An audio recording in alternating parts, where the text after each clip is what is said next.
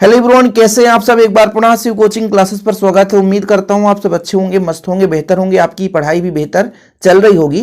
Class 12 chemistry NCERT में chapter 10 चल रहा है, जिसमें आज का टॉपिक है सुक्रोज की संरचना।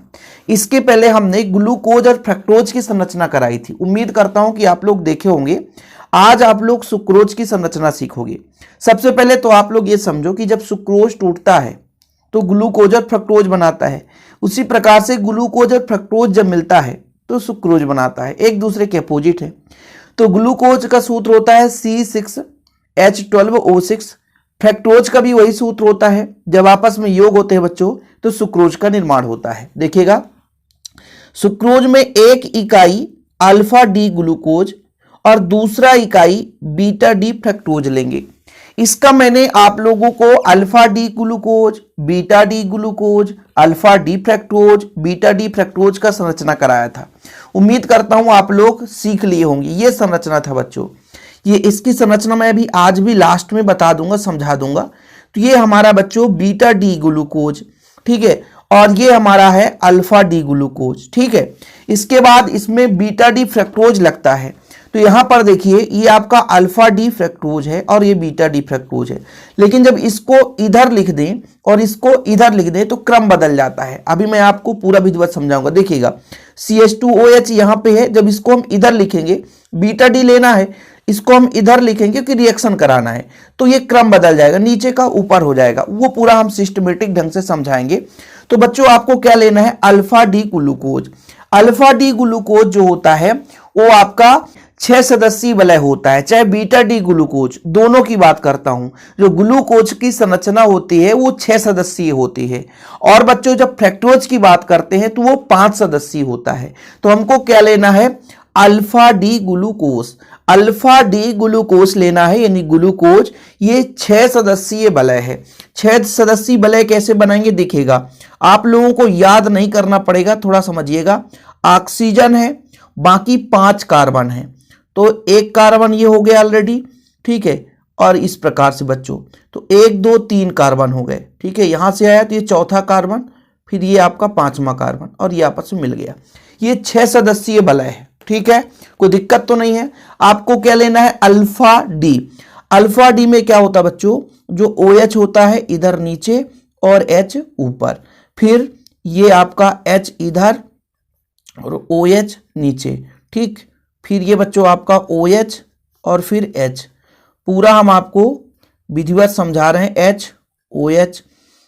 और इसकी संरचना हमने आपको कराई थी बच्चों। उम्मीद करता हूं कि आप लोग देख लिए होंगे, नहीं देखें तो जा करके देख लें।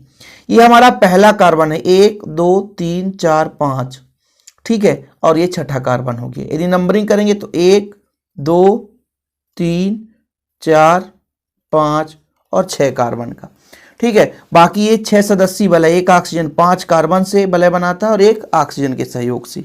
और बीच में होता बच्चों आपका बीटा डी फ्रक्टोज। ये 5 सदस्यीय वलय है। 5 सदस्यीय वलय कैसे होगा, तो यहां पर आप लोग ऑक्सीजन ले लो और इस प्रकार से,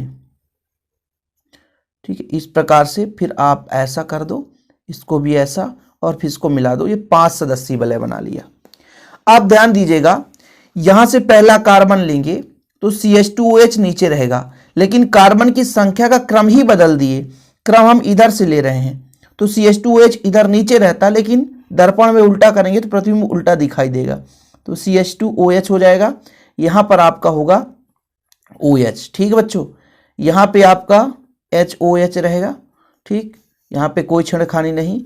यहां पे आपका हो जाएगा HOH, और यहां पर बदल जाएगा, इसका इधर जाएगा तो बदल जाएगा, HCH2OH होता है। ये हो गया।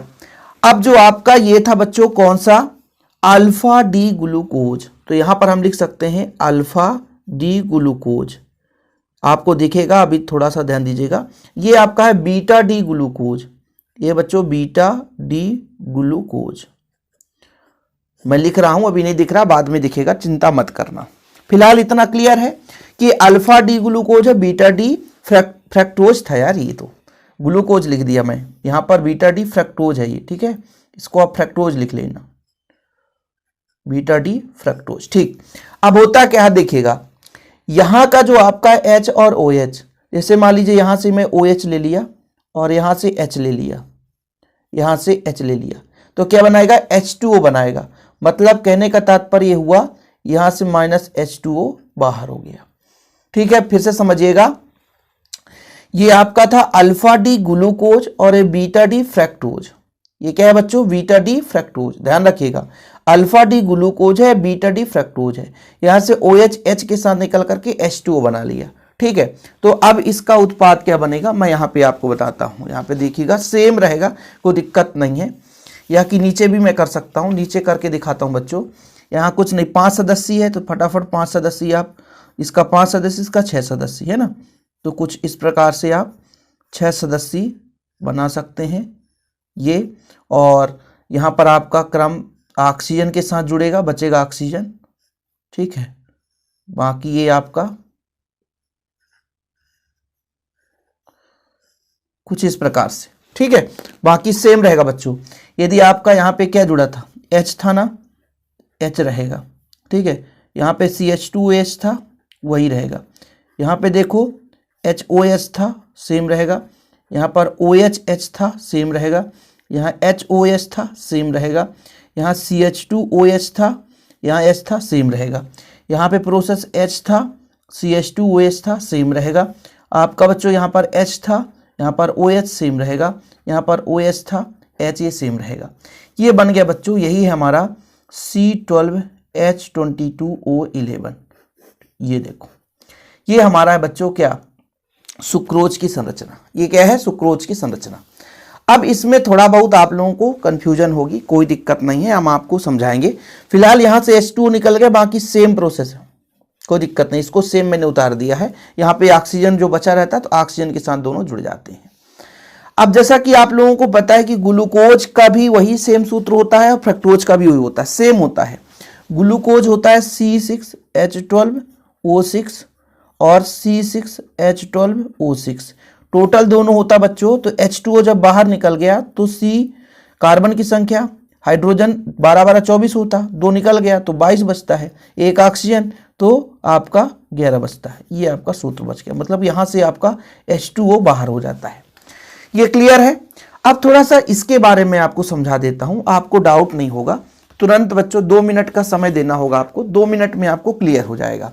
जैसे आप सबको पता है कि जो आपका क्या होता है, ग्लूकोज होता है, CHO से जुड़ा रहता है। टोटल कितने कार्बन होते हैं बच्चों, 6 कार्बन, 3 4 5 और 6। ये आपका लास्ट वाला CH2OH होता है। यहाँ पर OH, यहाँ पे OH, तो आपका H H, यहाँ पे बदल दो क्रम, H और OH, फिर यहाँ पर OH और H। ये जो कार्बन है बच्चों, ये वाला कार्बन इसके साथ बढ़िया सा संयोग करता है, इसके साथ। ठीक है, इस वाले कार्बन के साथ। तो क्या बनाता है, जैसे कार्बन है ना, तो एक ग्रुप यदि OH इधर कर दिए, H इधर, तो इसके साथ संरचना बनाएगा।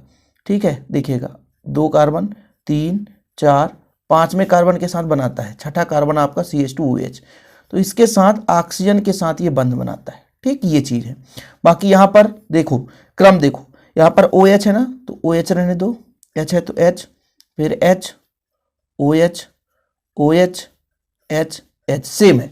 अब इसी को जब हम बच्चों एक संरचना के रूप में बनाते हैं तो आपका एक चक्रीय संरचना बनाता है। जैसे 5 कार्बन हो गया और एक ऑक्सीजन, तो 6 सदस्यीय वाला बनता है। और जब ऑक्सीजन इधर है, सॉरी OH समूह जब इधर है तो ये आपका बीटा डी बन जाता है, और यदि OH इधर होता तो अल्फा डी बन जाता। देखिएगा, इसका हम 6 सदस्य बनाएंगे, तो 6 सदस्य में सीधा आप ऑक्सीजन ले लोगे। बाकी ये प्रोसेस सेम है बच्चों, है ना, जो बना रहे हैं ये चीज़ है। ठीक, ये चीज़ हो गया। और हमको क्या लेना है, जैसे OH इधर है, OH इधर है, ये हमारा बीटा डी है, और हमको लेना अल्फा डी, तो OH इधर करते। तो यदि OH इधर कर देते और इधर बचता H, तो कहीं ना कहीं ऊपर बचता H और OH नीचे। ठीक है, OH नीचे, इस साइड को हम नीचे बढ़कर चलते हैं। फिर आपका होता H, इधर का OH, देखो इधर OH, ऊपर OH, नीचे H, फिर इधर ऊपर H और नीचे OH, बाकी CH2OH तो है ही है। ठीक है, बचा इसके साथ H, तो ये कर दो। ये देखो इसकी संरचना बन गई, सिंपल है। और इसी का क्रम यदि मैं उल्टा कर दूं, यदि मैं OH ऊपर कर देता और H नीचे, तो ये बन जाता beta D glucose, beta D glucose बन जाता। तो ये हमारे ग्लूकोज की संरचना हो गई। तो ये आपकी ग्लूकोज है बच्चों, और इस पर मैंने बेसिक से आपको समझाया है। तो एक बार जाकर के चैनल में है ना विजिट कर लो भाई साहब, थोड़ा सा आपको क्लियर हो जाएगा।